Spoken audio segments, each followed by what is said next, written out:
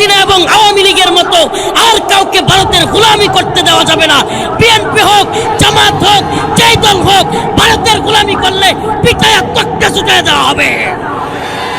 বাংলাদেশে ভারতের গোলামি চলতে দেওয়া হবে না, হবে না।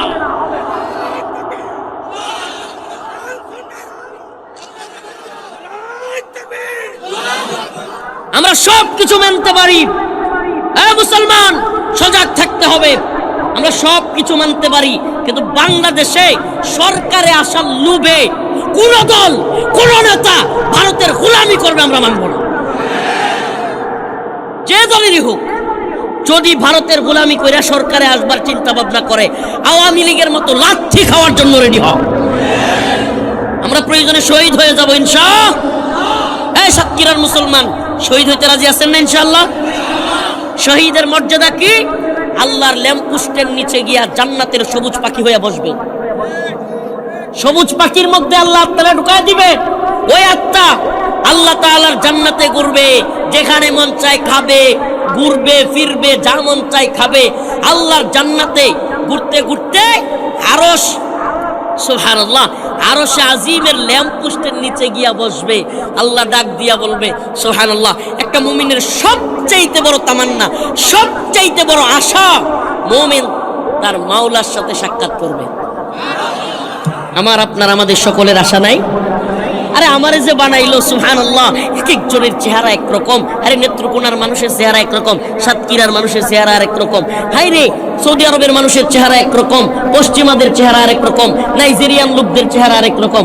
সুবহানাল্লাহ, এই যে এত নিপুণ ভাবে একজনের নাক আরেকজনের নাকের সাথে, একজনের চোখ আরেকজনের চোখের সাথে, একজনের কান আরেকজনের কানের সাথে মিলে না।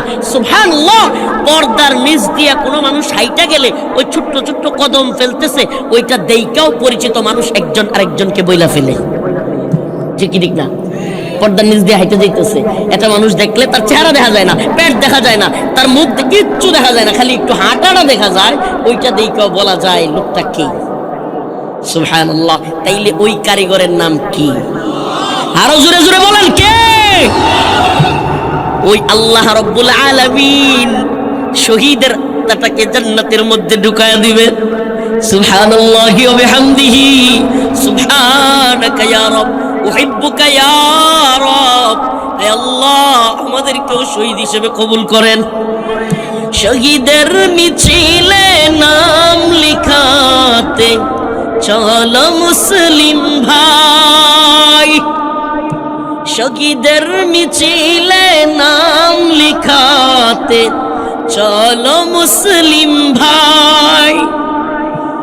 মরণের স্বাদ পাবে তুমি, এসো না নাম লিখাই। মরণের স্বাদ শাহাদাতের মৃত্যুর মধ্যে। সুবহানাল্লাহ, কয় হুজুর মরণের মধ্যে আবার স্বাদ? হ্যাঁ, হাদিসে পাকের মধ্যে আসছে, আল্লাহ রাসূল বলেছেন, যেই ব্যক্তি শহীদ হবে, ছোট্ট একটা পিপিলিকার কামড়ের চাইতেও তার মৃত্যুটা আরো সহজ হবে। সুবহানাল্লাহ বলবেন না? ছোট্ট একটা পিপিলিকার কামড়ের চাইতেও তার মৃত্যু আরো সহজ। আর যে শহীদ হবে না, এই দুনিয়ার বাহ্যিক মৃত্যু যারা বরণ করবে, বকরি যেমনে জীবিত রাইকা, এই আপনারা যখন বকরি জবাই করেন, গাছের মধ্যে গলাটা বাইন্দা পরে চুলায় না? কি করে বকরি কেমনে চুলায়? ওই গাছের মধ্যে ঝুলাইয়া তারপরে টেনে টেনে চামড়া চুলায় না?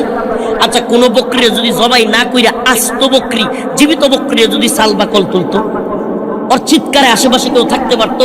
ওই বকরি জীবিত ছাল তুললে যেই কষ্ট, তার চাইতেও মানুষের মৃত্যু যন্ত্রণা আরো ভয়াবহ। আল্লাহ রাসূল সাল্লাল্লাহু আলাইহি সাল্লাম ওনার ওয়াফাতের সময় পর্যন্ত পানির মধ্যে হাত রাখতেছিলেন আর বলতেছিলেন সাকরাতুল মাউত হক। আল্লাহ রাসূল সাল্লাল্লাহু আলাইহি সাল্লাম বলতেছিলেন মৃত্যু যন্ত্রণা সত্য। চিন্তা করেন, আল্লাহ পাক শহীদদের মৃত্যুর ব্যাপারে বলেছেন, যে ব্যক্তি শহীদ হবে তার আত্মাটা একটা পিপিলিকার কামড়ের চাইতেও নরম ভাবে দুনিয়া থেকে চলে যাবে। সুবহানাল্লাহি ওয়া বিহামদিহি, শহীদ হইতে রাজি আছি তো? শহীদের মিছিলে নাম লিখাতে চলো মুসলিম ভাই। শহীদের দাওয়াত দেই ঘুরে ঘুরে সারা দেশে, এটাই কাজ। শহীদের মিছিলে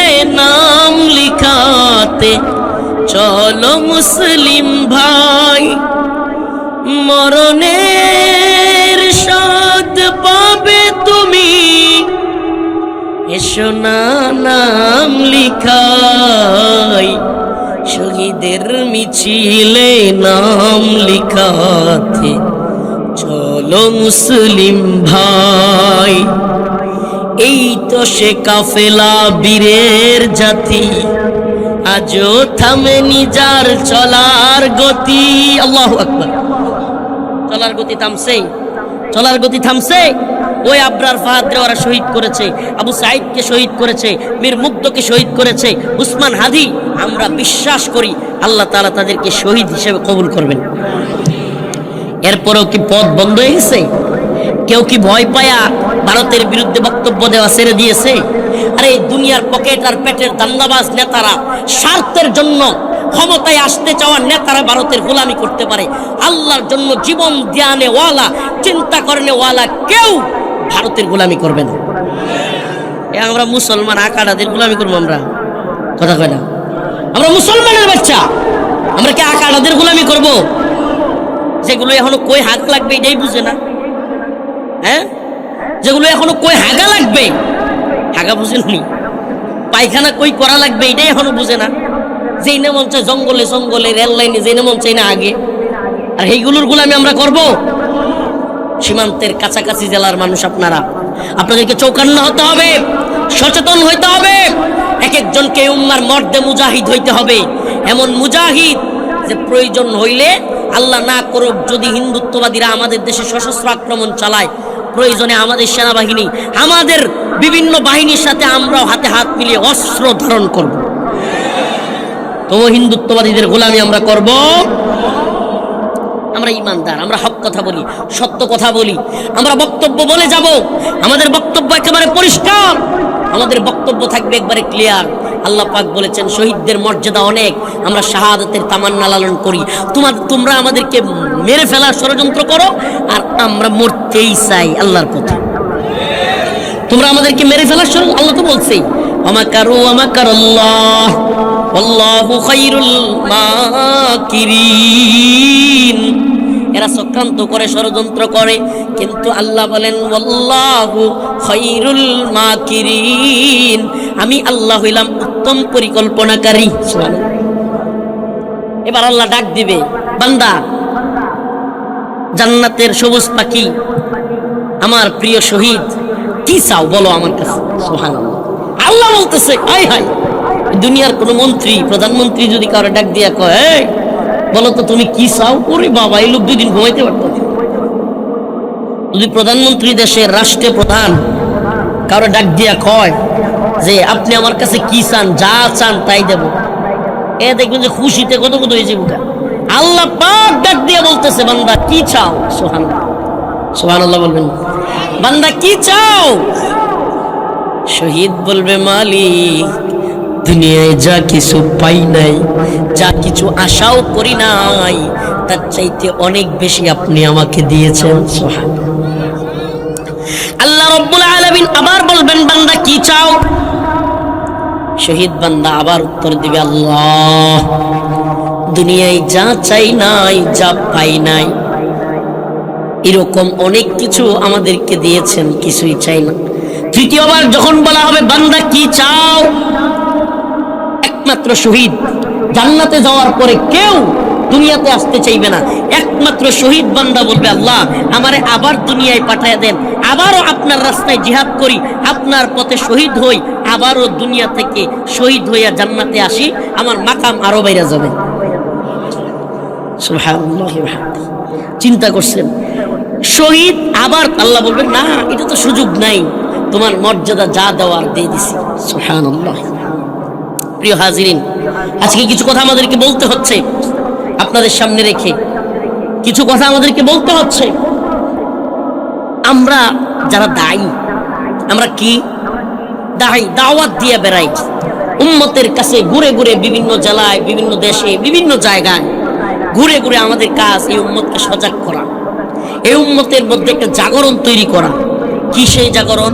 উম্মাহ যেন এই গণতন্ত্র, সমাজতন্ত্র, এই সমস্ত কুফরি তন্ত্রমন্ত্র থেকে বের হয়ে এই উম্মাহ যেন এক শরিয়া, এক খিলাফা এবং কুরআন সুন্নাহ ভিত্তিক এক আদর্শ রাষ্ট্র গঠনের দিকে এগিয়ে আসে। আমাদের দাওয়া আপনাদের কাছে, আমরা বারবার আপনাদের কাছে দাওয়াত প্রচার করি, কিন্তু প্রিয় হাজিরিন, আপনাদের কাছে আমাদের এই হক কথা বলতে গিয়া এই দুনিয়ায় অনেক সময় আমাদের উপর জুলুম নির্যাতন চলে আসে। আসে কি আসে না? বিগত 16 বছর আমাদের উপর একটা সরকার জুলুম করেছে, নির্যাতন করেছে। 2000 মানুষের জীবনের বিনিময়ে, আমাদের কারাগার রিমান্ডের বিনিময়ে, রাজপথে লড়াই করার বিনিময়ে কখনো ভয় পেয়ে চুপসে যায়নি। আল্লাহ মাফ করুক, নিজের ব্যক্তিগত ক্রেডিট বলছি না ভাই, ব্যক্তিগত কোনো কথা বলার জন্য বসি নাই, কিন্তু বাস্তবতাটা আপনাদের সামনে বলতে হচ্ছে। কখনোই কারাগার থেকে এসেও কখনো একবারও, আল্লাহ মাফ করুক, আওয়ামী আমলেও জবান বন্ধ করি নাই। যা বলার বলেছি। অনেক বাধা আসছে, আবারও মাহফিল বন্ধ করে দেওয়া হয়েছে, মাইক কেড়ে নেওয়া হয়েছে, আবারও জেলখানায় নিয়ে যাবে এমন পরিস্থিতি তৈরি হয়েছে। তবু আন্দোলন সংগ্রাম থেকে পিছপা হই নাই। ভেবেছিলাম 2024 সালের 5ই আগস্টের পরে আমরা একটা সুন্দর বাংলাদেশ উপহার পাব, কিন্তু আফসোস এবং পরিতাপের সাথে বলতে হচ্ছে আজকেও আমাদেরকে দেখা লাগে যে হিন্দুত্ববাদী ভারতের কথায় বাংলাদেশে আলেমদেরকে গ্রেফতার করতেছে এই সরকার। কত বড় নির্লজ্জ এই সরকার! যাত্রাবাড়িতে আপনারা জানেন দিনে রাতে কখনো আন্দোলন বন্ধ হয়নি। জুলাইয়ের আন্দোলনে ঢাকার যাত্রাবাড়িতে দিনে রাতে কখনো আন্দোলন বন্ধ হয় নাই। উপর থেকে হেলিকপ্টার দিয়ে গুলি করেও আন্দোলন বন্ধ করতে পারে নাই। কারা ছিল? এ আমাদের মতো মাদ্রাসা ছাত্ররা ছিল, আমরা ছিলাম। আন্দোলন সংগ্রাম এটা সবাই দেখেছে। আমি ওপেন, যখন সবাই নীরব, অনেক আলেমরা পর্যন্ত নীরব, ফেসবুক লাইভে এসে আন্দোলনের পক্ষে শক্ত অবস্থান নিয়ে বলেছিলাম এই আন্দোলনে স্বতঃস্ফূর্তভাবে সকলের নামতে হবে। মাদ্রাসার ছাত্রদেরকে আহ্বান করেছিলাম, এই লাইভ আমার এখনো আছে। রাজপথে নামাজ পড়িয়েছিলাম, সেই দিনগুলো এখনো মনে পড়ে। অথচ গতকালকে, এর আগের দিন, আমাদের এক ভাই মুফতি আইনুল হক কাসেমি দামাত বারকাতুহুকে প্রথম আলো এবং ডেইলি স্টারের বিরুদ্ধে ফেসবুকে লেখালেখির কারণে অ্যারেস্ট করেছে এই কুলাঙ্গার সরকার। অথর্ব সরকার, এনজিও সরকার, আমেরিকা এবং ভারতের গোলামি করা সরকার, এরা এখন আবার আলেমদেরকে গ্রেফতার করা শুরু করেছে। আজকে দেখলাম আরেকজন আলেম, পরিচিত মুখ, নির্যাতিত নিপীড়িত মানুষের পাশে যিনি দৌড়াইয়া যান। মানুষের ভুল থাকতেই পারে, আমারও আছে, আপনারও আছে, আমরা কেউ ভুলের ঊর্ধ্বে না, কিন্তু বিনা মামলায়, কোনো উস্কানি নাই, কোনো খারাপ কাজ নাই, কিছু নাই, হঠাৎ করে আতাউর রহমান বিক্রমপুরী সাহেবকে টিভি পরিচয়ে সাদা পোশাকে তুলে নিয়ে আসছে, যেন ওই আওয়ামী আমলের আবারও পুনরাবৃত্তি। আমরা এই বাংলাদেশ দেখতে চাই না। কোন আলেম এই ডেইলি স্টার, দিল্লি স্টার এবং প্রথম অন্ধকারের সমালোচনা করলে যদি গ্রেফতার করেন, তাইলে বলবো আমাদের সবাইকে আপনারা গ্রেফতার করেন। দেখি হাসিনার জেলখানার মতো আপনাদের কয়টা জেলখানা আছে? আপনারা যদি এইভাবে আলেম ওলামাদেরকে গ্রেফতার করতে থাকেন, তাইলে মনে রাখবেন আপনাদের উপরে যদি হাসিনার বুথ সওয়ার হয়, আমাদের উপর আবার জুলাই ফিরে আসবে। এগুলা করবেন না। মিডিয়ার মাধ্যমে বলি, সরকারকে বলি, সুনির্দিষ্ট কারো বিরুদ্ধে অভিযোগ থাকলে, যদি উনি কাউকে মার্ডার করত, উনি কাউকে খুন করত, আল্লাহ না করুক উনি কাউকে রেপ করত, ধর্ষণ করত, সুনির্দিষ্ট কোনো খারাপ কাজে জড়িত থাকতো, সেটার প্রমাণ দিয়ে তারপরে ওনার নামে মামলা দিত। কিন্তু এইভাবে যদি দেখেন, কেন বলছি জানেন? অনেকে মনে করবেন হুজুর আমরা তো এখন সরকারে আয় করছি, আধা সরকার, আমরা যে সুখে আছি হুজুর, আমরা কাউরে পরোয়া করি না। ভাই, বিপদ কিন্তু প্রথমে 2021 সালে খালি আমার উপরে ছিল। প্রথমে শুধু আমার উপরে আসছিল, আমারে দোষ ছিল, কিন্তু আস্তে আস্তে সকল আলোচকদের, সকল বক্তাদের, আলেমদেরকেও কিন্তু গ্রেফতার করা হয়েছিল। আসল কথা তো হলো আমাদের প্রকৃত শত্রু তো আওয়ামী লীগ কিংবা শুধু হাসিনা না, বাংলাদেশের এই উপমহাদেশের মুসলমানদের সবচাইতে বড় শত্রু হলো ভারত। যে কারণে আওয়ামী লীগ চলে গেছে, কিন্তু বাংলাদেশে যে ভারতীয় আধিপত্যবাদ সেটা এখনো চলে যায় নাই। আওয়ামী লীগের মন্ত্রীরা উবাইদুল কাদের, হাসান মাহমুদ, ওই যে আরেকটা ছিল আব্দুল শয়তান, আব্দুল মুমিন নাম আর কি, পররাষ্ট্রমন্ত্রী, যেটা বলছিল না যে আমাদের সম্পর্ক হইল স্বামী স্ত্রীর সম্পর্ক, বুঝলে গেছেন আপনারা?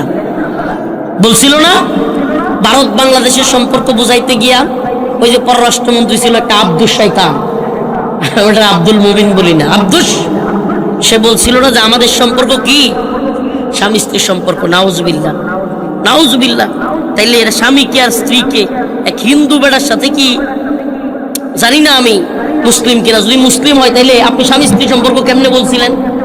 এই কথাগুলো বলতাম না, পুরনো কথাগুলো, কিন্তু আমার কেন জানি মনে হচ্ছে ওই ওবাইদুল কাদের, আব্দুল মুমিন, হাসান মাহমুদ, আব্দুর রাজ্জাক, ওই সমস্ত লোকগুলোর কণ্ঠ নতুন করে কারো কণ্ঠে উচ্চারিত হবে। আমরা অপেক্ষা করছি এবং আমরা বাস্তবতা দেখতে পাচ্ছি যে ওই আওয়ামী মন্ত্রীদের স্টাইলে কেউ কেউ কথা বলা শুরু করেছে অলরেডি। গতকালকে আজকে মিডিয়ার মাধ্যমে দেখলাম এক নেত্রী টকশোর মধ্যে, নীলুপার চৌধুরী নাম, আমার ভাই উসমান হাদি 3-4 দিন হলো মারা গেছেন, শহীদ হয়েছেন। আমার ভাই উসমান হাদিকে সে গিনিপিগ বলতেছে, আপনারা দেখছেন কিনা জানি না। এই নীলুফার চৌধুরী, এই ভারতীয় দালালরা, এই ভারতীয় গোলামরা, এই দুশ্চরিত্রারা আজকে আমার ভাই উসমান হাদিকে নিয়ে বাজেভাবে কথা বলতেছে। আবার হাসিনার ভাষায় বলতেছে উসমান হাদি ভাইয়ের জানাজা নাকি মেডিকোলাস ডিজাইন। বুঝতেছেন তো? খালি লুক চেঞ্জ হয়েছে কিন্তু কথা একই, টোন, কথার টোন একই। আসলে বাস্তবতা হলো বাংলাদেশে, মনে কষ্ট নিয়েন না, তাফসীর কোরআন মাহফিলে কোনো রাজনৈতিক কথা বলছি না, কিন্তু বাস্তবতায় উম্মতকে না বুঝায় দিলে বুঝাবে কে? বাস্তবতা আমাদের আপনার সামনে তুলে ধরতে হবে। প্রিয় ভাইরা আমার, বন্ধুগণ আমার, এই যে দিল্লির নেগেটিভ দেখেন, ধানমন্ডি 32 ভাঙা হলো, গণভবন ঘেরাও করা হলো, সংসদ ভবনে সবাই চলে গেল, এত কিছু হইল, আওয়ামী লীগের কত নেতাদেরকে মারা হইল, কাউরে গ্রেফতার করতে দেখছেন? ওমা, প্রথম আলো আর ডেইলি স্টারে কে বা কারা হামলা করছে, এখন আলেম ওলামাদেরকে গ্রেফতার করা শুরু করছে। তাইলে কি বোঝা যায়? ওই যে আওয়ামী আমলে শেখ মুজিবের মূর্তি ভাঙলেও মামলা হইতো না, কাউরে ধরে নিত না, কিন্তু যেমনেই মোদির বিরুদ্ধে আন্দোলন, সাথে সাথে সকল আলেমদেরকে গ্রেফতার করা। আমাদের বুঝতে বাকি নাই, এই সরকারের মধ্যেও গাপ্তি মেরে ভারতীয় দালালরা লুকায় আছে। আমরা বলবো অনতি বিলম্বে আজকের এই সাতক্ষীরার এই ইসলামিক তাফসীরুল কোরআন মাহফিল থেকে, এই ইউটিউবের মাধ্যমে, ফেসবুকের মাধ্যমে, এই মিডিয়ার মাধ্যমে সরকারকে বলবো অনতি বিলম্বে আলেমদেরকে মুক্তি দেওয়া হোক। অনতি বিলম্বে সাংবাদিক ইলিয়াস হোসেনের বাংলা এডিশন চ্যানেলকে আবারও নিবন্ধন ফিরিয়ে দেওয়া হোক। আপনারাই তো মুক্ত গণমাধ্যমের কথা বলেন, আপনারাই তো স্বাধীন গণমাধ্যমের বাক স্বাধীনতার কথা বলেন। এখন বাংলা এডিশনের ইলিয়াস হোসেন ভাইয়ের চ্যানেলের নিবন্ধন বাতিল করলেন, তাইলে এটা আবার কেমন বাক স্বাধীনতা? আলেমরা ফেসবুকে প্রথম আলো আর ডেইলি স্টারের বিরুদ্ধে লেখালেখি করেছে, এই জন্য আপনারা তাদেরকে গ্রেফতার করবেন। আমরা কোনো পত্রিকা অফিস পুড়িয়ে ফেলো, জ্বালিয়ে দাও, কিংবা মানুষকে পুরায় মাইরা ফেলো, এগুলো আমরা কাউরে কোনোদিন বলি নাই। কিন্তু আমার একটা প্রশ্ন আছে, শুধুমাত্র প্রথম আলো আর দিল্লি স্টারের দিকেই কেন মানুষ এত ক্ষিপ্ত হইল? এর কারণ হলো এই বাংলাদেশের মানুষদের পক্ষে তারা নিউজ না করে, বাংলাদেশের মুসলমানদের পক্ষে নিউজ না করে, এরা সব সময় দিল্লি আর আমেরিকাকে খুশি করার রাজনীতি বাংলাদেশে করে।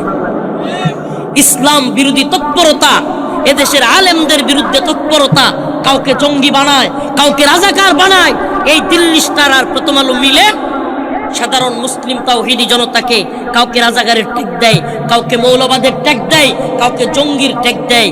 এরা জঙ্গির ন্যারেটিভ তৈরি করে, রাজাকারের ন্যারেটিভ তৈরি করে, আর ভারতের গোলাম সরকাররা ওই সমস্ত মানুষগুলোকে রাজাকারের ট্যাগ দিয়া ফাঁসি দেয়, জঙ্গি ট্যাগ দিয়া ফাঁসি দেয়।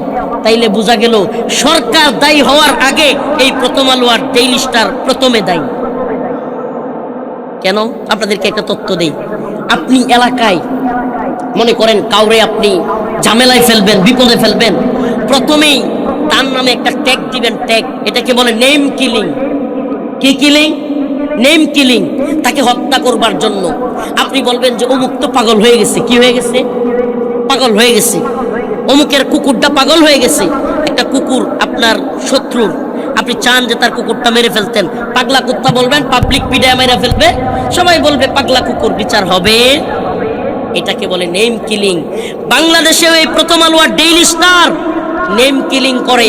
আগে ট্যাগ দেয়, কেউ রাজাকার বলে, কাউকে জঙ্গি বলে, কাউকে মৌলবাদী বলে, ট্যাগ দিতেই থাকে। একদিন, 2 দিন, 3 দিন, 100 দিন যখন একটা মিথ্যাও বলা হয় তখন সেটা সত্যের মতো শোনা যায়। এই পত্রিকাগুলোর কাজ হলো আলেমদেরকে এইভাবে ট্যাগ দেয়া, কাউকে জঙ্গি, কাউকে রাজাকার, কাউকে উগ্রবাদী, মৌলবাদী।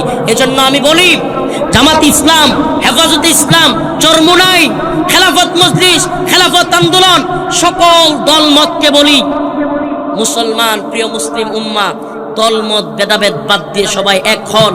আমরা সবাই মুসলমান, আমরা ভাই ভাই, হাতে হাত রাখো। দিল্লির গোলামি থেকে হাসিনা চলে গেছে, এখনো বাংলাদেশ মুক্ত হয় নাই। যদি আমরা এক হইতে না পারি, সমস্ত দলমতের উঠতে না পারি, বাংলাদেশকে দিল্লির গোলামি থেকে মুক্ত করা সম্ভব হবে না। আমাদেরকে হাতে হাত রাখতে হবে, আমাদেরকে দিল্লিকে চ্যালেঞ্জ জানাইতে হবে। আমরা যুদ্ধ চাই না, আমরা যুদ্ধ চাই না। আবারও বলছি, আমরা শান্তি চাই, আমরা শান্তিকামী। কিন্তু কেউ যদি আমাদের উপর যুদ্ধ চাপায়া দেয়, আমরা পরোয়াও করি না। যুদ্ধ চাপায়া দিলে কি করি না? কথা বলেন না, পরোয়া করি। প্রিয় হাজিরিন, প্রিয় উম্মাহ, আমাদের বক্তব্য ক্লিয়ার। আমাদেরকে প্রকৃত মুসলমান হইতে হবে। কেমন মুসলমান? এই নামদারি মুসলমান হইলে হবে না।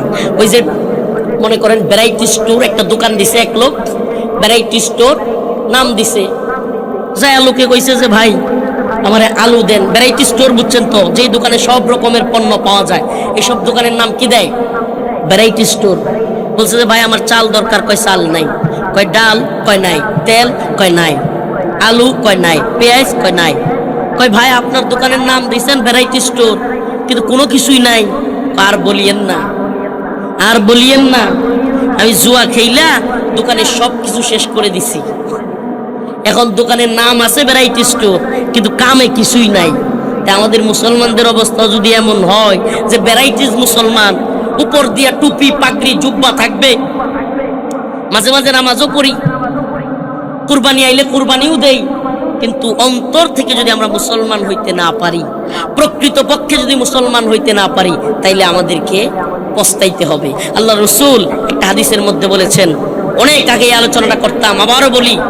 আল্লাহ রসুল সাল্লাল্লাহু আলাইহি ওয়াসাল্লাম বলেছেন, ইউশিকু আইয়াতি আলান নাসি জামান লা ইয়াবকা মিনাল ইসলাম ইল্লা ইসমুহু ওয়া লা ইয়াবকা মিনাল কুরআন ইল্লা রাসমুহু মাসাজিদুহুম আমিরাতুন ওয়া হিয়া খারাবুম মিনাল হুদা।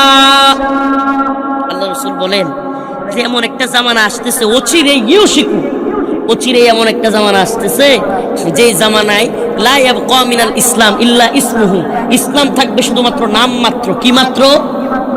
নাম মাত্র। নাম ইসলামউদ্দিন, নামাজ পড়ে না, আছে না নাই? নাম কি? ইসলামউদ্দিন, নামাজ পড়ে না। নাম ইমান আলী, ইমানের খবর নাই।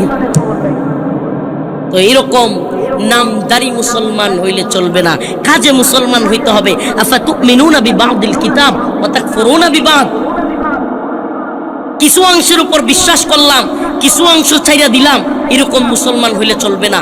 আল্লাহর উপর পূর্ণ আস্থা বিশ্বাস রাখতে হবে। আল্লাহর উপর এমন আস্থা বিশ্বাস রাখতে হবে যে নামাজ আল্লাহর জন্য, রোজা আল্লাহর জন্য, যাকাত আল্লাহর জন্য, কুরবানি আল্লাহর জন্য। ইন্না সালাতি ওয়া নুসুকি ওয়া মাহইয়ায়া ওয়া মামাতি লিল্লাহি রাব্বিল আলামিন, আমার সব কিছু একমাত্র কার জন্য? এই ঈমান অন্তরের ভিতরে রাখতে হবে। কিন্তু আল্লাহ রাসূল বলেছেন শেষ জামানায় এটা হবে না, শেষ জামানায় এটা হবে না। শেষ জামানায় এমন অবস্থা হবে যে মুসলমানদের মধ্যে ইমানদারদের মধ্যেও কেমন অবস্থা হবে যে অর্ধেক বিশ্বাসী হয়ে যাবে, নাউজুবিল্লাহ। আমি আপনাদেরকে একটা প্রশ্ন করি, আখিরি জামানা, এই উঠাউটি করতেছেন কেন? এদের কি আপনাদের কি সমস্যা?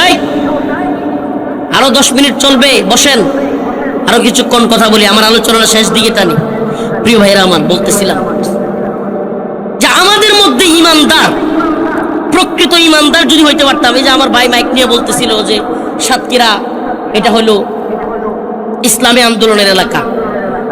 আমি আপনাদের কাছে জানতে চাই, আমরা যদি প্রকৃত ইসলামী আন্দোলনের কর্মী হইতে পারতাম, যদি প্রকৃত শাহাদাতের নজরানা পেশ করার মতো সাহস হিম্মত রাখতাম, বাংলাদেশের একটা মদের বারোকি থাকতো, মদের লাইসেন্স থাকতো, পতিতালয় থাকতো, সুদের যত ব্যাংক আছে, নাউজুবিল্লাহ, আল্লাহ পাক সব কিছুকে যেগুলো হারাম করেছেন রাষ্ট্রীয়ভাবে সেগুলো বৈধতা দিতে পারত।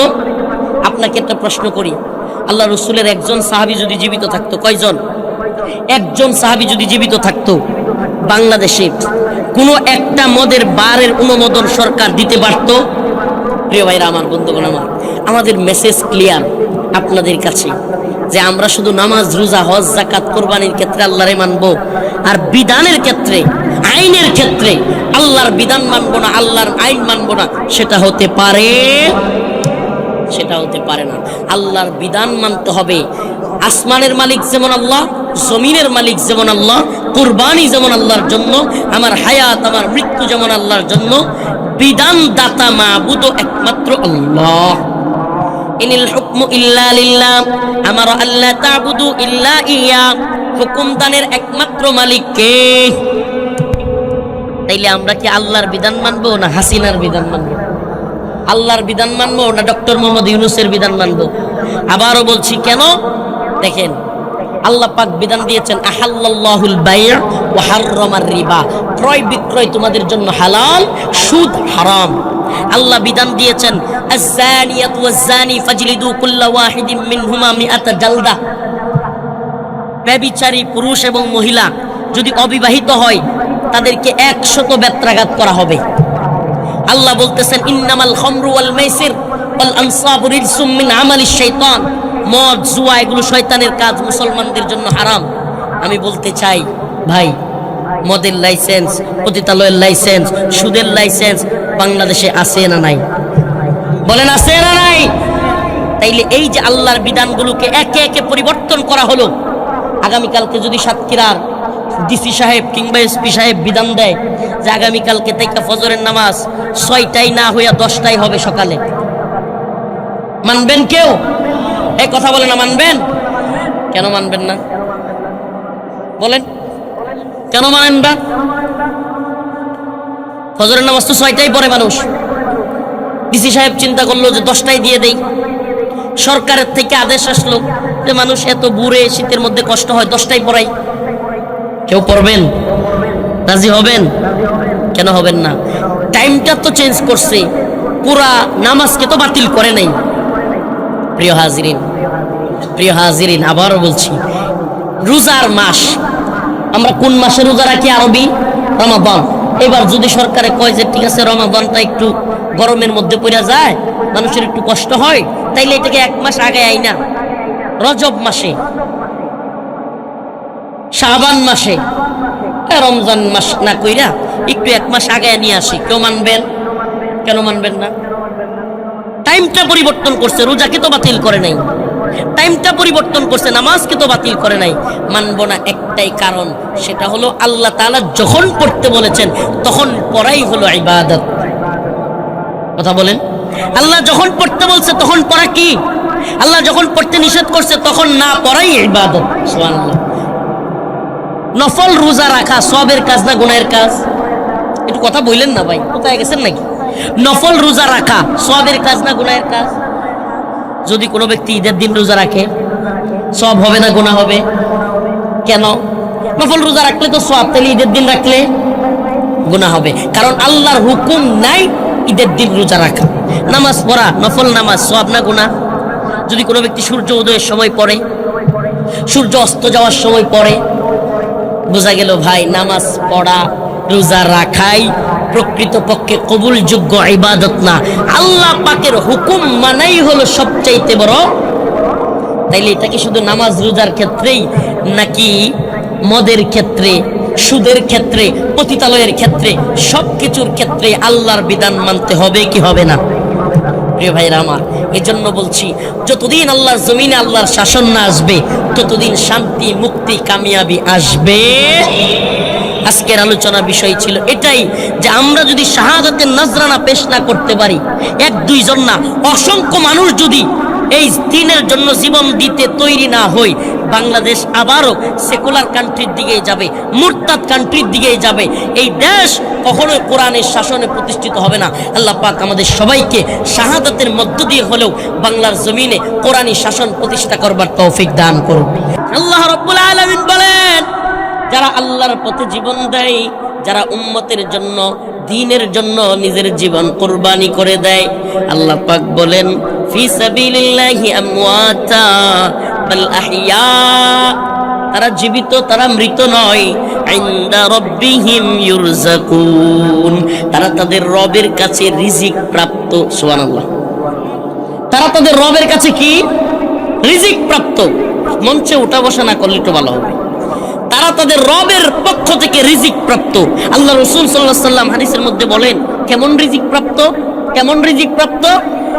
আল্লাহর রাসূল বলেন, এই দুনিয়া থেকে যারা দ্বীনের জন্য, ইসলামের জন্য আন্দোলন করতে গিয়া, সংগ্রাম করতে গিয়া, জিহাদ ফি সাবিলিল্লাহর পথে, দ্বীনের পথে, হকের পথে, সত্যের পথে, ন্যায়ের পথে, ইনসাফের পথে নিজের জীবন বিলিয়ে দিল, আল্লাহর রাসূল বলেন ওই সমস্ত মুমিন বান্দাদের আত্মাটাকে আল্লাহ তাআলা দুনিয়া থেকে নিয়া আখিরাতের একটা জান্নাতের সবুজ পাখির মধ্যে ঢুকায়া দেন।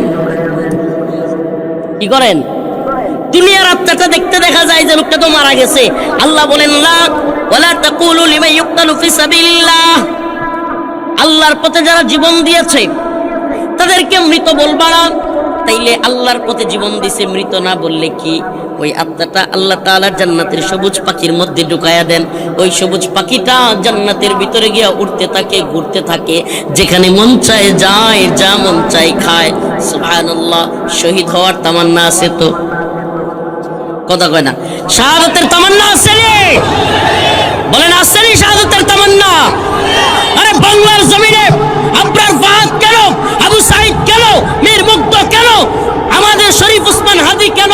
যদি আমাদের মতো রফিকুল ইসলাম মাদানীদেরকেও জীবন দিতে হয়, লাখো রফিকুল ইসলাম মাদানীরা জীবন দিবে, কিন্তু বাংলার জমিনে হাসিনা এবং আওয়ামী লীগের মতো আর কাউকে ভারতের গোলামি করতে দেওয়া যাবে না।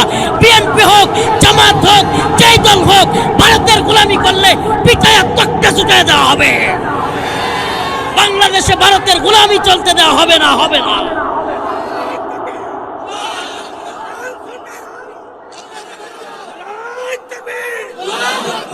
আমরা সব কিছু মানতে পারি, মুসলমান সজাগ থাকতে হবে। আমরা সব কিছু মানতে পারি, কিন্তু বাংলাদেশে সরকারে আসার লোভে কোন দল, কোন নেতা ভারতের গোলামি করবে আমরা মানব না। যে দলেরই হোক, যদি ভারতের গোলামি করে সরকারে আসবার চিন্তা ভাবনা করে, আওয়ামী লীগের মতো লাঠি খাওয়ার জন্য রেডি হও। আমরা প্রয়োজনে শহীদ হয়ে যাব ইনশাআল্লাহ। এই সাতক্ষীরার মুসলমান শহীদ হইতে রাজি আছেন না ইনশাআল্লাহ? শহীদের মর্যাদা কি? আল্লাহর ল্যাম্পপোস্টের নিচে গিয়া জান্নাতের সবুজ পাখি হয়ে বসবে। সবুজ পাখির মধ্যে আল্লাহ আত্মাটা ঢুকায় দিবে। ওই আত্মা আল্লাহ তাআলার জান্নাতে ঘুরবে, যেখানে মন চায় খাবে, ঘুরবে ফিরবে, যা মন চায় খাবে।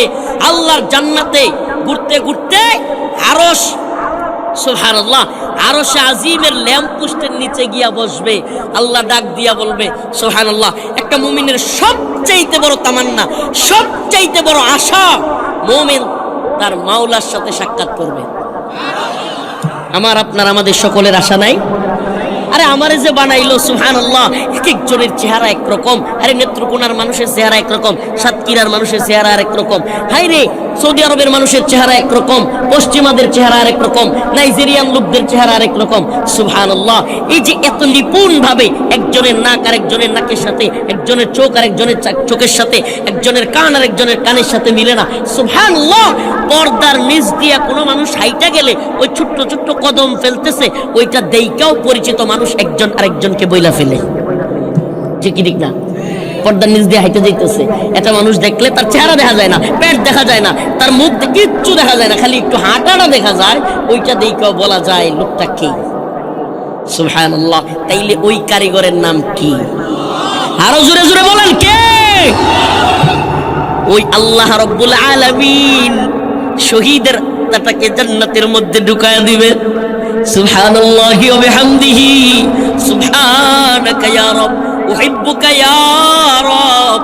হে আল্লাহ, আমাদেরকেও শহীদ হিসেবে কবুল করেন। শহীদের মিছিলে নাম লিখাতে চলো মুসলিম ভাই, শহীদের মিছিলে নাম লিখাতে চলো মুসলিম ভাই। মরণের স্বাদ পাবে তুমি, এসো না নাম লিখাই।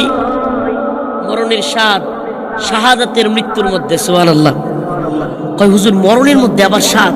হ্যাঁ, হাদিসে পাকের মধ্যে আসছে, আল্লাহ রাসূল বলেছেন যেই ব্যক্তি শহীদ হবে, ছোট্ট একটা পিপিলিকার কামড়ের চাইতেও তার মৃত্যুটা আরো সহজ হবে।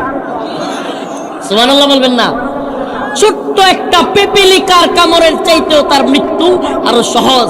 আর যে শহীদ হবে না, এই দুনিয়ার বাহ্যিক মৃত্যু যারা বরণ করবে, বকরি যেমনে জীবিত রাইকা, এই আপনারা যখন বকরি জবাই করেন, গাছের মধ্যে গলাটা বাইন্দা পরে ঝুলায় না? কি করে? বকরি কেমনে ঝুলায়? ওই গাছের মধ্যে ঝুলাইয়া তারপরে টেনে টেনে চামড়া ঝুলায় না?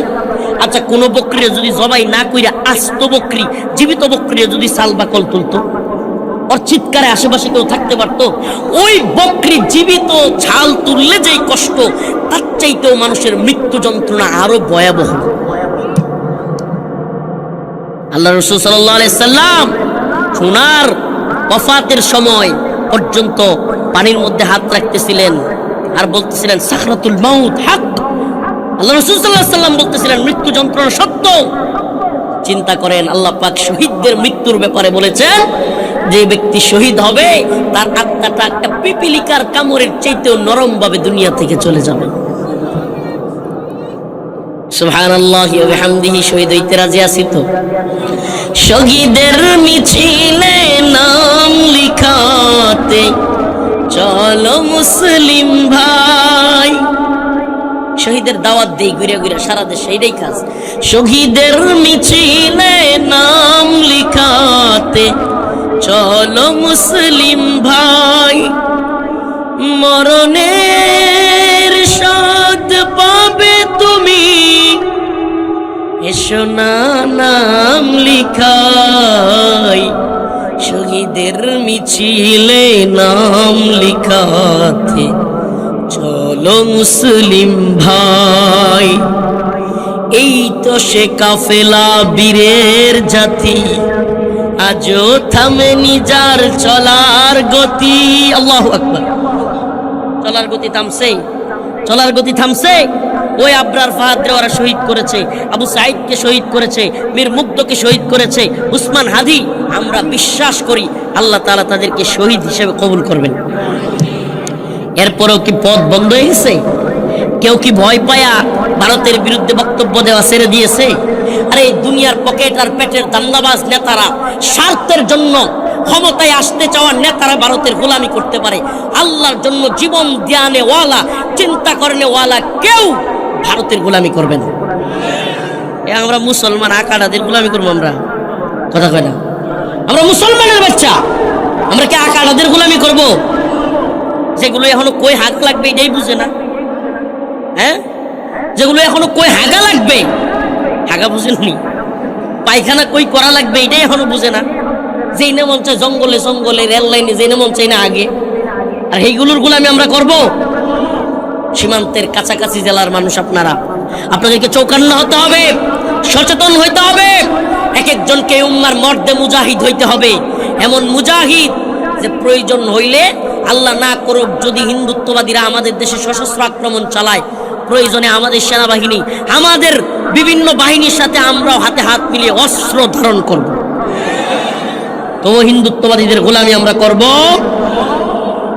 আমরা ইমানদার, আমরা হক কথা বলি, সত্য কথা বলি, আমরা বক্তব্য বলে যাব, আমাদের বক্তব্য একেবারে পরিষ্কার, আমাদের বক্তব্য থাকবে একবারে ক্লিয়ার।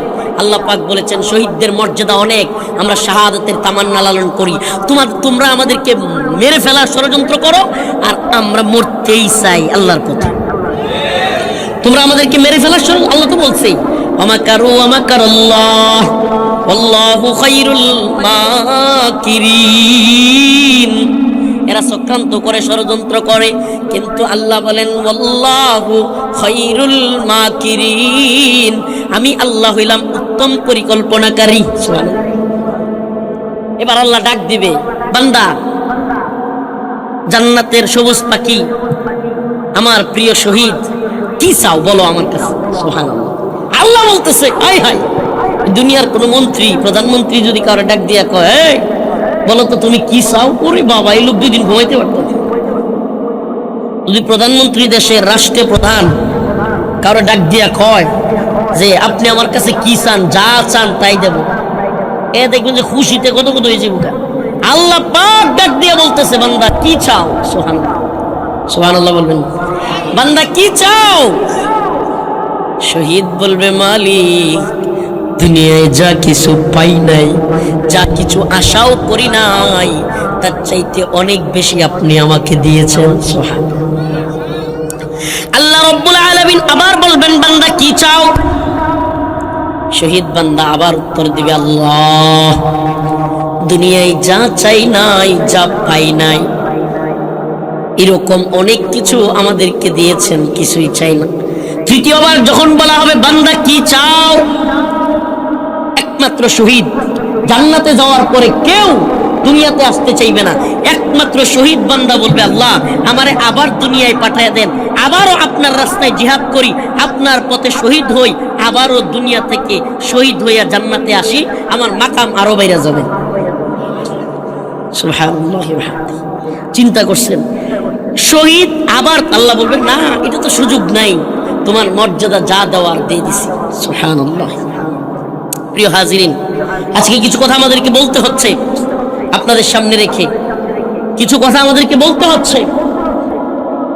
আমরা যারা দায়ী, আমরা কি দায়ী, দাওয়াত দিয়ে বেড়াই উম্মতের কাছে, ঘুরে ঘুরে বিভিন্ন জেলায়, বিভিন্ন দেশে, বিভিন্ন জায়গায় ঘুরে ঘুরে আমাদের কাজ এই উম্মতকে সজাগ করা, এই উম্মতের মধ্যে একটা জাগরণ তৈরি করা। কি সেই জাগরণ? উম্মাহ যেন এই গণতন্ত্র, সমাজতন্ত্র, এই সমস্ত কুফরি তন্ত্রমন্ত্র থেকে বের হয়ে এই উম্মাহ যেন এক শরিয়া, এক খিলাফা এবং কুরআন সুন্নাহ ভিত্তিক এক আদর্শ রাষ্ট্র গঠনের দিকে এগিয়ে আসে। আমাদের দাওয়া আপনাদের কাছে, আমরা বারবার আপনাদের কাছে দাওয়াত প্রচার করি, কিন্তু প্রিয় হাজিরিন আপনাদের কাছে আমাদের এই হক কথা বলতে গিয়া এই দুনিয়ায় অনেক সময় আমাদের উপর জুলুম নির্যাতন চলে আসে। আসে কি আসে না? বিগত 16 বছর আমাদের উপর একটা সরকার জুলুম করেছে, নির্যাতন করেছে। 2000 মানুষের জীবনের বিনিময়ে, আমাদের কারাগার রিমান্ডের বিনিময়ে, রাজপথে লড়াই করার বিনিময়ে কখনো ভয় পেয়ে চুপসে যায়নি। আল্লাহ মাফ করুক, নিজের ব্যক্তিগত ক্রেডিট বলছি না ভাই, ব্যক্তিগত কোনো কথা বলার জন্য বসি নাই, কিন্তু বাস্তবতাটা আপনাদের সামনে বলতে হচ্ছে। কখনোই কারাগার থেকে এসেও কখনো একবারও আল্লাহ মাফ করুক আওয়ামী আমলেও জবান বন্ধ করি নাই, যা বলার বলেছি। অনেক বাধা আসছে, আবারও মাহফিল বন্ধ করে দেওয়া হয়েছে, মাইক কেড়ে নেওয়া হয়েছে, আবারও জেলখানায় নিয়ে যাবে এমন পরিস্থিতি তৈরি হয়েছে। তবু আন্দোলন সংগ্রাম থেকে পিছপা হই নাই। ভেবেছিলাম 2024 সালের 5ই আগস্টের পরে আমরা একটা সুন্দর বাংলাদেশ উপহার পাবো, কিন্তু আফসোস এবং পরিতাপের সাথে বলতে হচ্ছে আজকেও আমাদেরকে দেখা লাগে যে হিন্দুত্ববাদী ভারতের কথায় বাংলাদেশে আলেমদেরকে গ্রেফতার করতেছে এই সরকার। কত বড় নির্লজ্জ এই সরকার। যাত্রাবাড়িতে আপনারা জানেন দিনে রাতে কখনো আন্দোলন বন্ধ হয়নি। জুলাইয়ের আন্দোলনে ঢাকার যাত্রাবাড়িতে দিনে রাতে কখনো আন্দোলন বন্ধ হয় নাই। উপর থেকে হেলিকপ্টার দিয়ে গুলি করেও আন্দোলন বন্ধ করতে পারে নাই। কারা ছিল? এ আমাদের মতো মাদ্রাসা ছাত্ররা ছিল, আমরা ছিলাম। আন্দোলন সংগ্রামে এটা সবাই দেখেছে। আমি ওপেন, যখন সবাই নীরব, অনেক আলেমরা পর্যন্ত নীরব, ফেসবুক লাইভে এসে আন্দোলনের পক্ষে শক্ত অবস্থান নিয়ে বলেছিলাম এই আন্দোলনে স্বতঃস্ফূর্তভাবে সকলের নামতে হবে। মাদ্রাসার ছাত্রদেরকে আহ্বান করেছিলাম, এই লাইভ আমার এখনো আছে। রাজপথে নামাজ পড়িয়েছিলাম, সেই দিনগুলো এখনো মনে পড়ে। অথচ গতকালকে এর আগের দিন আমাদের এক ভাই মুফতি আইনুল হক কাসেমি দামাত বারকাতুহুকে প্রথম আলো এবং ডেইলি স্টারের বিরুদ্ধে ফেসবুকে লেখালেখির কারণে অ্যারেস্ট করেছে এই কুলাঙ্গার সরকার, অথর্ব সরকার, এনজিও সরকার, আমেরিকা এবং ভারতের গোলামি করা সরকার। এরা এখন আবার আলেমদেরকে গ্রেফতার করা শুরু করেছে। আজকে দেখলাম আরেকজন আলেম, পরিচিত মুখ, নির্যাতিত নিপীড়িত মানুষের পাশে যিনি দৌড়াইয়া যান। মানুষের ভুল থাকতেই পারে, আমারও আছে, আপনারও আছে, আমরা কেউ ভুলের ঊর্ধ্বে না। কিন্তু বিনা মামলায়, কোনো উস্কানি নাই, কোনো খারাপ কাজ নাই, কিছু নাই, হঠাৎ করে আতাউর রহমান বিক্রমপুরী সাহেবকে ডিবি পরিচয়ে সাদা পোশাকে তুলে নিয়ে আসছে, যেন ওই আওয়ামী আমলের আবারও পুনরাবৃত্তি। আমরা এই বাংলাদেশ দেখতে চাই না। কোন আলেম এই দিল্লি স্টার এবং প্রথম অন্ধকারের সমালোচনা করলে যদি গ্রেফতার করেন, তাইলে বলবো আমাদের সবাইকে আপনারা গ্রেফতার করেন। দেখি হাসিনার জেলখানার মতো আপনাদের কয়টা জেলখানা আছে। আপনারা যদি এইভাবে আলেম ওলামাদেরকে গ্রেফতার করতে থাকেন, তাইলে মনে রাখবেন আপনাদের উপরে যদি হাসিনার বুথ সওয়ার হয়, আমাদের উপর আবার জুলাই ফিরে আসবে। এগুলা করবেন না। মিডিয়ার মাধ্যমে বলি, সরকারকে বলি, সুনির্দিষ্ট কারো বিরুদ্ধে অভিযোগ থাকলে, যদি উনি কাউকে মার্ডার করত, উনি কাউকে খুন করত, আল্লাহ না করুক উনি কাউকে রেপ করত, ধর্ষণ করত, সুনির্দিষ্ট কোনো খারাপ কাজে জড়িত থাকতো, সেটার প্রমাণ দিয়ে তারপরে ওনার নামে মামলা দিত। কিন্তু এইভাবে যদি দেখেন, কেন বলছি জানেন? অনেকে মনে করবেন হুজুর আমরা তো সরকার আয় করছি, আধা সরকার, আমরা যে সুখে আছি হুজুর, আমরা কাউরে পরোয়া করি না। ভাই, বিপদ কিন্তু প্রথমে 2021 সালে খালি আমার উপরে ছিল। প্রথমে শুধু আমার উপরে আসছিল, আমারে দোষ ছিল। কিন্তু আস্তে আস্তে সকল আলোচকদের, সকল বক্তাদের, আলেমদেরকেও কিন্তু গ্রেফতার করা হয়েছিল। আসল কথা তো হলো, আমাদের প্রকৃত শত্রু তো আওয়ামী লীগ কিংবা শুধু হাসিনা না, বাংলাদেশের এই উপমহাদেশের মুসলমানদের সবচাইতে বড় শত্রু হলো ভারত। যে কারণে আওয়ামী লীগ চলে গেছে, কিন্তু বাংলাদেশে যে ভারতীয় আধিপত্যবাদ সেটা এখনো চলে যায় নাই। আওয়ামী লীগের মন্ত্রীরা উবাইদুল কাদের, হাসান মাহমুদ, ওই যে আরেকটা ছিল আব্দুল শৈতান, আব্দুল মুমিন নাম আর কি, পররাষ্ট্রমন্ত্রী, যেটা বলছিল না যে আমাদের সম্পর্ক হইল স্বামী স্ত্রীর সম্পর্ক, বুঝলে গেছেন আপনারা? বলছিল না ভারত বাংলাদেশের সম্পর্ক বুঝাইতে গিয়া ওই যে পররাষ্ট্রমন্ত্রী ছিল একটা আব্দুল শৈতান, ওটা আব্দুল মুমিন বলি না, আব্দুস, সে বলছিল না যে আমাদের সম্পর্ক কি স্বামী স্ত্রীর সম্পর্ক। নাউজুবিল্লাহ, নাউজুবিল্লাহ। তাইলে এরা স্বামীকে আর স্ত্রীকে এক হিন্দু বেড়ার সাথে কি, জানি না আমি মুসলিম কিনা, যদি মুসলিম হয় তাইলে আপনি স্বামী স্ত্রী সম্পর্ক কেমনে বলছিলেন? এই কথাগুলো বলতাম না, পুরনো কথাগুলো। কিন্তু আমার কেন জানি মনে হচ্ছে ওই ওবাইদুল কাদের, আব্দুল মুমিন, হাসান মাহমুদ, আব্দুর রাজ্জাক, ওই সমস্ত লোকগুলোর কণ্ঠ নতুন করে কারো কণ্ঠে উচ্চারিত হবে। আমরা অপেক্ষা করছি এবং আমরা বাস্তবতা দেখতে পাচ্ছি যে ওই আওয়ামী মন্ত্রীদের স্টাইলে কেউ কেউ কথা বলা শুরু করেছে অলরেডি। গতকালকে, আজকে মিডিয়ার মাধ্যমে দেখলাম এক নেত্রী টকশোর মধ্যে, নীলুপার চৌধুরী নাম, আমার ভাই উসমান হাদি 3-4 দিন হলো মারা গেছেন, শহীদ হয়েছেন। আমার ভাই উসমান হাদিকে সে গিনিপিগ বলতেছে। আপনারা দেখছেন কিনা জানি না।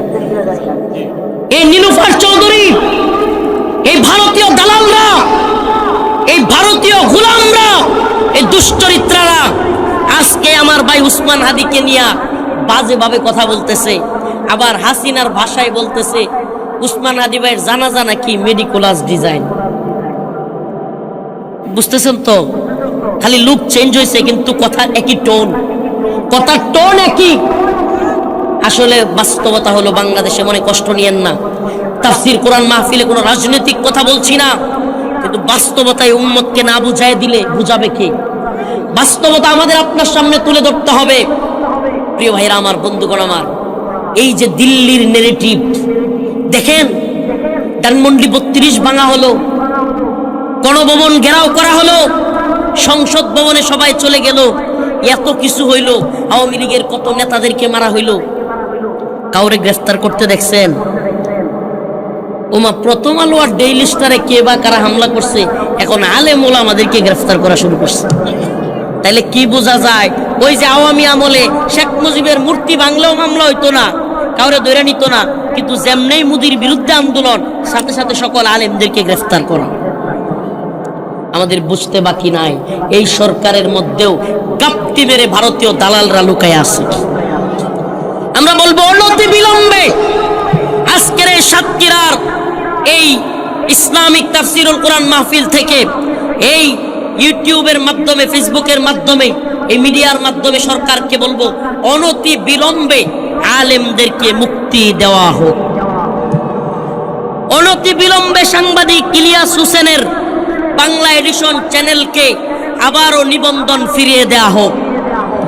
আপনারাই তো মুক্ত গণমাধ্যমের কথা বলেন, আপনারাই তো স্বাধীন গণমাধ্যমের বাক স্বাধীনতার কথা বলেন। এখন বাংলা এডিশনের ইলিয়াস হোসেন ভাইয়ের চ্যানেলের নিবন্ধন বাতিল করলেন, তাইলে এটা আবার কেমন বাক স্বাধীনতা? আলেমরা ফেসবুকে প্রথম আলো আর ডেইলি স্টারের বিরুদ্ধে লেখালেখি করেছে, এই জন্য আপনারা তাদেরকে গ্রেফতার করবেন। আমরা কোনো পত্রিকা অফিস পুড়িয়ে ফেলো, জ্বালিয়ে দাও, কিংবা মানুষকে পুরায় মাইরা ফেলো, এগুলো আমরা কাউরে কোনোদিন বলি নাই। কিন্তু আমার একটা প্রশ্ন আছে, শুধুমাত্র প্রথম আলো আর দিল্লি স্টারের দিকেই কেন মানুষ এত ক্ষিপ্ত হইল? এর কারণ হলো এই বাংলাদেশের মানুষদের পক্ষে তারা নিউজ না করে, বাংলাদেশের মুসলমানদের পক্ষে নিউজ না করে, এরা সব সময় দিল্লি আর আমেরিকাকে খুশি করার রাজনীতি বাংলাদেশে করে। ইসলাম বিরোধী তৎপরতা, এদেশের আলেমদের বিরুদ্ধে তৎপরতা, কাউকে জঙ্গি বানায়, কাউকে রাজাকার বানায়। এই দিল্লি স্টার আর প্রথম আলো মিলে সাধারণ মুসলিম তাওহীদি জনতাকে কাউকে রাজাকারের ট্যাগ দেয়, কাউকে মৌলবাদের ট্যাগ দেয়, কাউকে জঙ্গির ট্যাগ দেয়। এরা জঙ্গির ন্যারেটিভ তৈরি করে, রাজাকারের ন্যারেটিভ তৈরি করে, আর ভারতের গোলাম সরকাররা ওই সমস্ত মানুষগুলোকে রাজাকারের ট্যাগ দিয়া ফাঁসি দেয়, জঙ্গি ট্যাগ দিয়া ফাঁসি দেয়। তাইলে বোঝা গেল সরকার দায়ী হওয়ার আগে এই প্রথম আলো আর ডেইলি স্টার প্রথমে দায়ী। কেন? আপনাদেরকে একটা তথ্য দেই। আপনি এলাকায় মনে করেন কাউরে আপনি ঝামেলায় ফেলবেন, বিপদে ফেলবেন, প্রথমেই তার নামে একটা ট্যাগ দিবেন, ট্যাগ। এটাকে বলে নেম কিলিং। কি কিলিং? Name killing. তাকে হত্যা করবার জন্য আপনি বলবেন যে অমুক তো পাগল হয়ে গেছে। কি হয়ে গেছে? পাগল হয়ে গেছে। অমুকের কুকুরটা পাগল হয়ে গেছে। একটা কুকুর আপনার শত্রুর, আপনি চান যে তার কুকুরটা মেরে ফেলতেন, পাগলা কুত্তা বলবেন, পাবলিক পিডায় মেরে ফেলবে, সবাই বলবে পাগলা কুকুর, বিচার হবে। এটাকে বলে নেম কিলিং। বাংলাদেশেও এই প্রথম আলো আর ডেইলি স্টার নেম কিলিং করে। আগে ট্যাগ দেয়, কেউ রাজাকার বলে, কাউকে জঙ্গি বলে, কাউকে মৌলবাদী বলে, ট্যাগ দিতেই থাকে, দিতেই থাকে। একদিন, 2 দিন, 3 দিন, 100 দিন যখন একটা মিথ্যাও বলা হয়, তখন সেটা সত্যের মতো শোনা যায়। এই পত্রিকাগুলোর কাজ হলো আলেমদেরকে এইভাবে ট্যাগ দেয়া, কাউকে জঙ্গি, কাউকে রাজাকার, কাউকে উগ্রবাদী, মৌলবাদী। এজন্য আমি বলি, জামাত ইসলাম, হেফাজত ইসলাম, চরমোনাই, খেলাফত মজলিস, খেলাফত আন্দোলন, সকল দলমতকে বলি, মুসলমান প্রিয় মুসলিম উম্মাহ, দলমত ভেদাভেদ বাদ দিয়ে সবাই এক হন। আমরা সবাই মুসলমান, আমরা ভাই ভাই, হাতে হাত রাখো। দিল্লির গোলামি থেকে হাসিনা চলে গেছে, এখনো বাংলাদেশ মুক্ত হয় নাই। যদি আমরা এক হইতে না পারি, সমস্ত দল মতের উঠতে না পারি, বাংলাদেশকে দিল্লির গোলামি থেকে মুক্ত করা সম্ভব হবে না। আমাদেরকে হাতে হাত রাখতে হবে, আমাদেরকে দিল্লিকে চ্যালেঞ্জ জানাইতে হবে। আমরা যুদ্ধ চাই না, আমরা যুদ্ধ চাই না। আবারও বলছি, আমরা শান্তি চাই, আমরা শান্তিকামী। কিন্তু কেউ যদি আমাদের উপর যুদ্ধ চাপায়া দেয়, আমরা পরোয়াও করি না। যুদ্ধ চাপায়া দিলে কি করি না? কথা বলেন না, পরোয়া করি। প্রিয় হাজিরিন, প্রিয় উম্মা, আমাদের বক্তব্য ক্লিয়ার। আমাদেরকে প্রকৃত মুসলমান হইতে হবে। কেমন মুসলমান? এই নামদারি মুসলমান হইলে হবে না।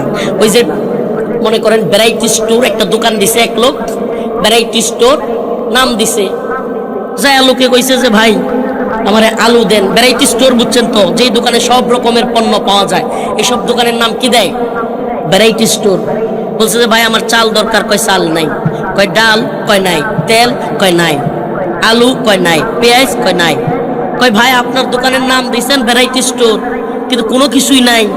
আর বলিয়েন না, আর বলিয়েন না, আমি জুয়া খেইলা দোকানের সব কিছু শেষ করে দিছি। এখন দোকানের নাম আছে ভ্যারাইটি স্টোর, কিন্তু কামে কিছুই নাই।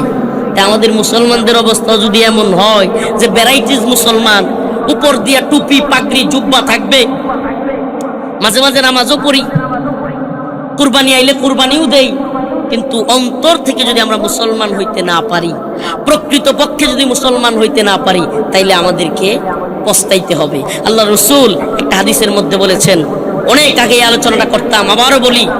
আল্লাহ রসুল সাল্লাল্লাহু আলাইহি ওয়াসাল্লাম বলেছেন, ইউশিকু আইয়াতি আলান নাসি জামান লা ইয়াবকা মিনাল ইসলাম ইল্লা ইসমুহু ওয়া লা ইয়াবকা মিনাল কুরআন ইল্লা রাসমুহু মাসাজিদুহুম আমিরাতুন ওয়া হিয়া খারাবুম মিনাল হুদা।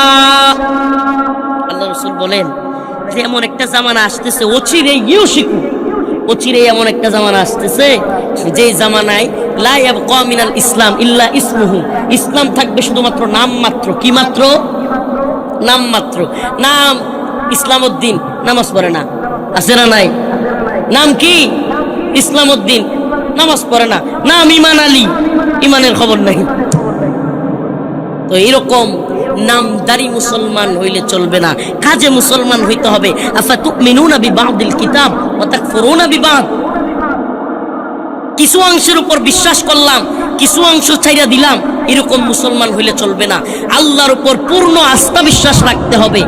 আল্লাহর উপর এমন আস্থা বিশ্বাস রাখতে হবে যে নামাজ আল্লাহর জন্য, রোজা আল্লাহর জন্য, যাকাত আল্লাহর জন্য, কুরবানি আল্লাহর জন্য।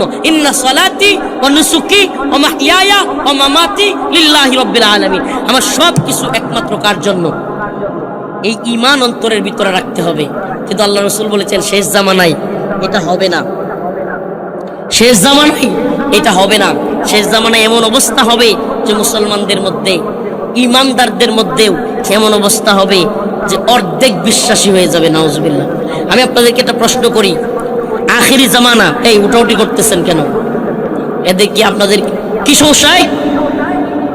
আরো 10 মিনিট চলবে, বসেন, আরো কিছুক্ষণ কথা বলি, আমার আলোচনার শেষ দিকে টানি।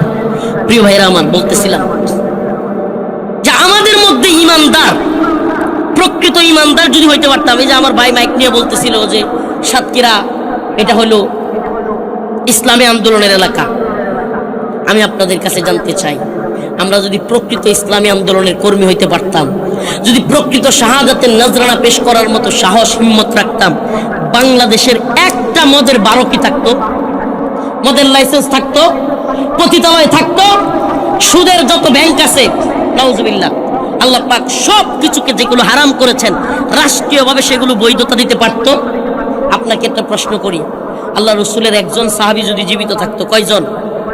একজন সাহাবী যদি জীবিত থাকতো, বাংলাদেশে কোনো একটা মদের বারের অনুমোদন সরকার দিতে পারতো? প্রিয় ভাইরা আমার, বন্ধুগণ আমার, আমাদের মেসেজ ক্লিয়ার আপনাদের কাছে। যে আমরা শুধু নামাজ রোজা হজ যাকাত কুরবানির ক্ষেত্রে আল্লাহরে মানবো, আর বিধানের ক্ষেত্রে আইনের ক্ষেত্রে আল্লাহর বিধান মানবো না, আল্লাহর আইন মানবো না, সেটা হতে পারে না। আল্লাহর বিধান মানতে হবে। আসমানের মালিক যেমন আল্লাহ, জমিনের মালিক যেমন আল্লাহ, কুরবানি যেমন আল্লাহর জন্য, আমার হায়াত আমার মৃত্যু যেমন আল্লাহর জন্য, বিধান দাতা মাবুদ একমাত্র আল্লাহ। ইনিল হুকমু ইল্লা লিল্লাহ, আমারা আল্লাহ তা'বুদু ইল্লা ইয়া। হুকুম দানের একমাত্র মালিক কে? তাইলে আমরা কি আল্লাহর বিধান মানবো না হাসিনার বিধান মানবো? আল্লাহর বিধান মানবো না ডক্টর মোহাম্মদ ইউনূসের বিধান মানবো? আবারও বলছি, কেন? দেখেন, আল্লাহ পাক বিধান দিয়েছেন আহাল্লাল্লাহুল বাই' ওয়া হাররামার রিবা, ক্রয় বিক্রয় তোমাদের জন্য হালাল, সুদ হারাম। আল্লাহ বিধান দিয়েছেন আয-যানিয়াতু ওয়াজ-যানি ফাজলিদু কুল্লা ওয়াহিদিম মিনহুমা মিআতা জালদা। ব্যভিচারী পুরুষ এবং মহিলা যদি অবিবাহিত হয় তাদেরকে 100 বেত্রাঘাত করা হবে। আল্লাহ বলতেছেন ইন্নামাল খামরু ওয়াল মাইসির ওয়াল আনসাবু রিজসুম মিন আমালিশ শাইতান, মদ জুয়া এগুলো শয়তানের কাজ, মুসলমানদের জন্য হারাম।